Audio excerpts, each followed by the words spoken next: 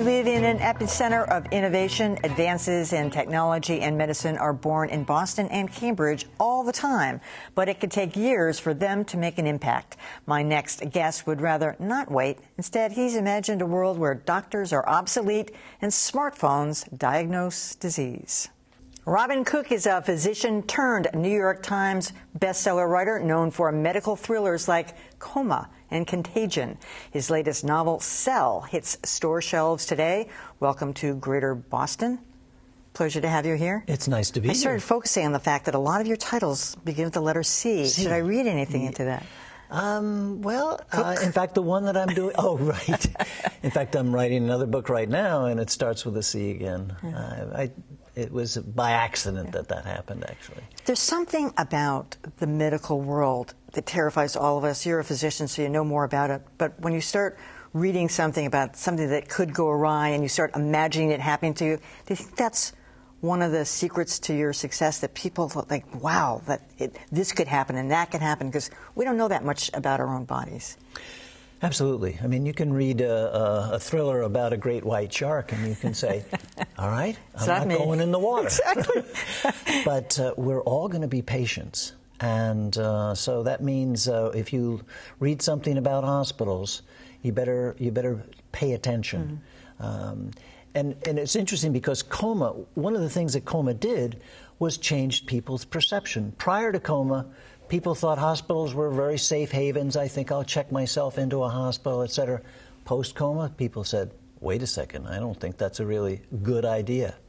And so it affects people and affects their lives, and they know they're going to be there. We do a lot of discussion here about innovations in the medical world, robotic surgeries and that kind of thing. And one of the linchpins of it, without giving anything away, is this iDoc. And when I'm starting reading the novel, I think, oh, this is a great idea. I want to have an iDoc. And, of course, it goes awry. But, I mean, we're almost there with that kind of thing. Oh, absolutely. And I actually think it's a good thing. Yeah, me too.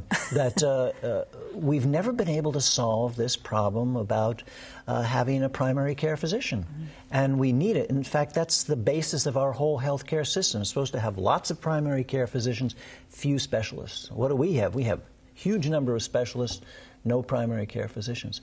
Suddenly, digitalization of medicine is going to solve that problem. I mean, we're going to have a doctor in our pocket.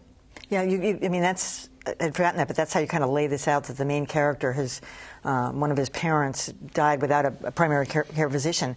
And probably 50% of America doesn't have one. They may have a specialist, they may have something, but that's how it kind of goes into this iDoc thing. But you're right, people don't have that.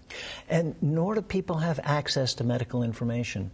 And I think doctors have really been amiss of not really making themselves available for people's questions, et cetera. It's so hard to call a doctor. Yeah, they get impatient. They get impatient or whatever.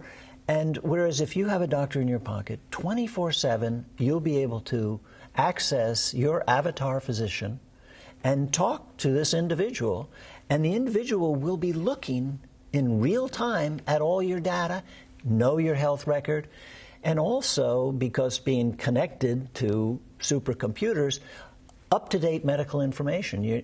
No more will you have to worry about how long has it been since my primary care doctor graduated from medical school. Now it's going to be updated on a daily basis. Well, one of the things your character brings up is this whole issue of privacy, the threat of, there it is on your iDoc. Suddenly I grab it. I've got access to every single thing, every bit of data about you. That's true. And that's the big...